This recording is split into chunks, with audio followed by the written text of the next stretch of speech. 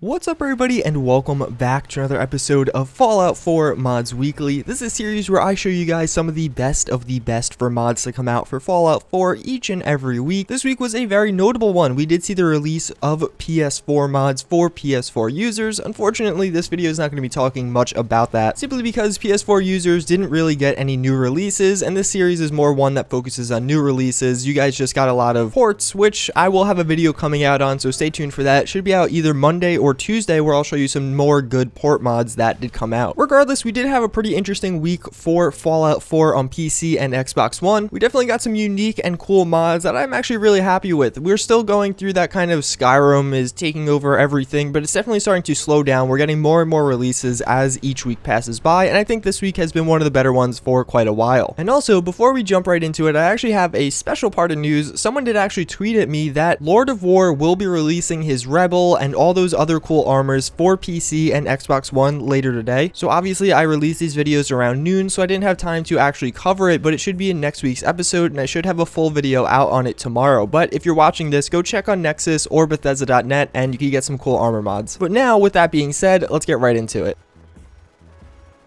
So the first mod I do want to show you guys is going to be Ellen the Cartographer. This is going to be a DLC sized companion mod, and that's the words from the mod author himself, and I got to agree with him. Yes, we have had custom voice companions in the past, but it's not really on the scale of this one. I've been exploring our great former America for some time now, trying to create the best route available to reunite the country with itself. But apparently, no one knows how to get anywhere. I guess it's up to me, right? Let me ask you this. Would you use a map of a region if I made one? A lot of those mods will have kind of voiced introductions, so when you actually meet them, it'll all be fully voiced, then maybe their quest and a few little quirky lines that they'll kind of say during combat or during one specific quest or something like that. Well, Ellen is attempting to take that to the next level. She does all of that, does have her own quest, but she also does have a lot of just conversation and really just dialogue added to her. You can have fully fledged conversations about her past, about her aims, and basically what she's doing in the world. She's meant to act as, again, a full DLC sized companion mod. Although I only played around with her for a short while, I think she is pretty much going to be one of the best companion mods. The only one I could think that may be on par with her is the WRVR mod, but again, that one itself is a very high quality companion mod. All around, it's a very cool companion. I definitely think this mod's worth a download, and she has kind of an interesting backstory behind her, and all around it's just a really well polished and well made mod.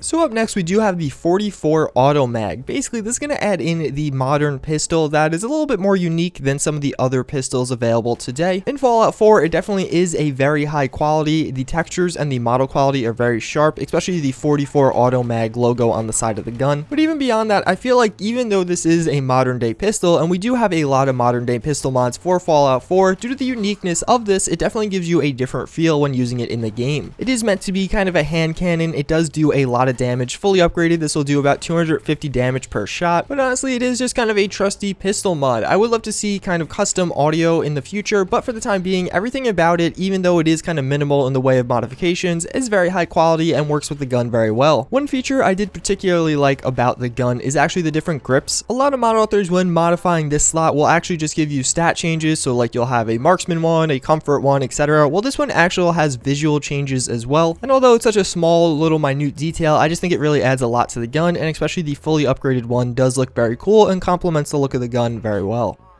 So up next, we do have the InstitutePowerArmor. This is a mod that just saw its initial release for Xbox One, along with a few other of M150's mods. He does make quite a few different mods, and a lot of them are pretty high quality, including this one. Basically, this is going to add in the power armor that appeared in the Fallout 4 concept art. As you may have guessed, it was a power armor designed and intended to be used for the Institute, but unfortunately, it never made its way into the final game. The power armor itself does look very cool. It fits into the game pretty well. There's not a ton in the way of customizability. You kind of get what you get, although it does have a different jetpack. My main gripe with this is it just isn't the highest quality as far as textures go. I'd love to see an upgrade there, but otherwise it's a pretty cool power armor. Even if you want to give it to something like your companion, or if you actually sided with the Institute, this would be a very appropriate power armor to use. It's kind of surprising that that faction didn't really get any representation as far as power armor goes when almost every other one did. Regardless, fortunately we have mods to fix that problem. So this is a really cool mod, also by M150. We have AutomatronSecuritron. So basically, if you remember the Securitrons from Fallout New Vegas, this is going to add those in to the robot crafting workbench, so you could create them as totally new robots. They have a bunch of different customizability options. You could put different armors, as well as customize them with a bunch of different weapons, and all around, it's just a very fun and enjoyable mod. I did create a mini army of these guys, and although they don't have the highest health, that'd be something I'd love to see in an update, or at least giving me the option to make them not kind of die instantly. They are a ton of fun to use, and especially as a companion, you could customize all their different faces, making them Yes Man or just an NCR or Brotherhood of Steel guy. And really, it's just kind of cool to see these iconic robots making their way back into Fallout 4, especially now that we have all this option for robot customization.